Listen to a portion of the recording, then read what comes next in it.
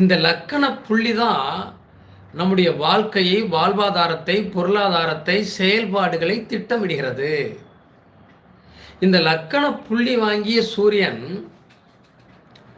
மறைந்து பாதகஸ்தானத்தில் அமர்ந்து பாதகாதிபதியாக இருந்து ஒரு பலமும் அற்றுப்போய் இருக்கிறார் என்று சொன்னால் நீசமாக இருக்காரு.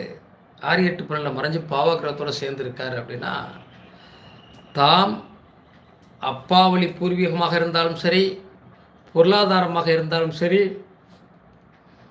அரசு சம்மந்தப்பட்ட துறையாக இருந்தாலும் சரி, பெரிய ஒரு விஷயம் அச்சீவ் பண்ண ரொம்ப கஷ்டப்பட்டுருவோம். அப்போ நம்ம ஜாதகத்தில் லக்கணம் வாங்கிய புள்ளி, அது சாரம் சொல்லுவோம் இல்லையா, அந்த நட்சத்திரத்தினுடைய அதிபதி சிறப்பாக இருக்கிறார் என்று சொன்னால் நிச்சயமாக வாழ்க்கையில் பெரிய வளர்ச்சியை எட்டுவோம். அந்த லக்கண புள்ளி கெட்டு போச்சுன்னா போராட்டம் நிறைந்த வாழ்க்கையில் வாழ்கிறோம் அப்படின்னு தான் அர்த்தம். நாம் வாங்கிய லக்கண புள்ளி சாரம் சந்திரனுடைய சாரமாக இருந்து, சந்திரன் ஆட்சி பெற்றோ உச்சம் பெற்றோ கேந்திர திரிகோணங்களில் சுபக்கிரகத்தினுடைய சேர்க்கை பெற்றிருந்தால், வீடு, வாசல், இடம், பொருள், என்ன சொல்றது, வீடு, வாசல், இடம், பொருள், சொத்து, சுகம், வண்டி, வாகனம் அத்தனையும் பெற்றுவோம். யாரு?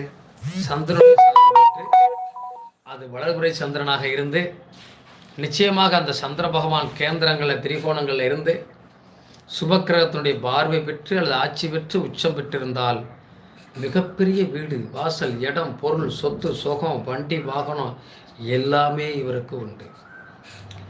அதே லக்கண புள்ளி வாங்கிய சந்திரன் தேய்பிரை சந்திரனாக இருந்து 6, 8, 12 மறைந்து சனி, ராகு, கேதுவோடு இணைந்திருந்தால், அந்த சந்திரனுடைய சாரத்தை நமது லக்கண புள்ளி பெற்றிருந்தால் வாழ்க்கையில் போராட்டம், தடுமாற்றம், ஏமாற்றம், விரக்தி, அசிங்கம், அவமானம், கவலை, போராட்டம்.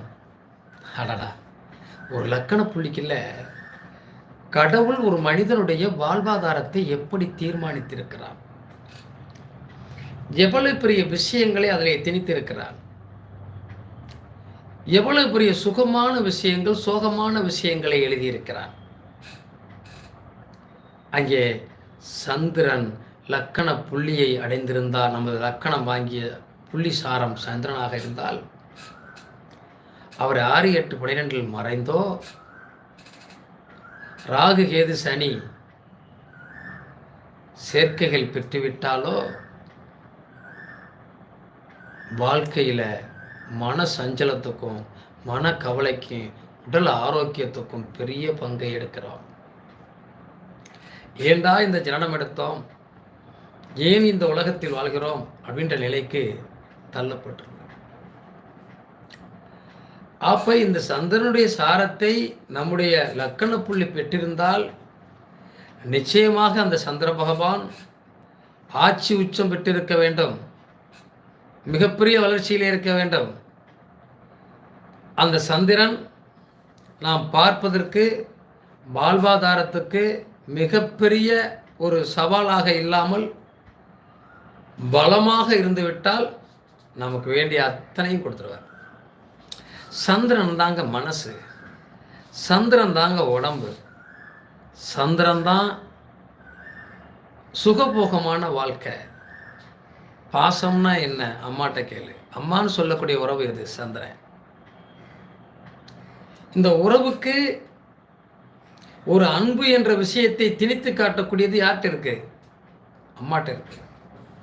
அப்போ அம்மாவை பற்றி நம்ம யோசிக்கணும்ல. பாலமுருகன் பாண்டிச்சேரி, வணக்கம் ஐயா. கேள்வி கேட்கக்கூடியவர்கள் எல்லாம் இந்த பதிவு முடியும் வரை காத்திருங்கள்.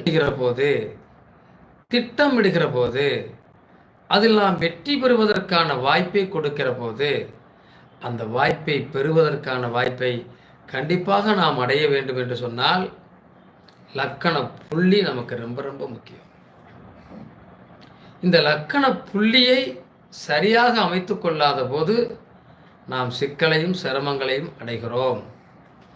அதே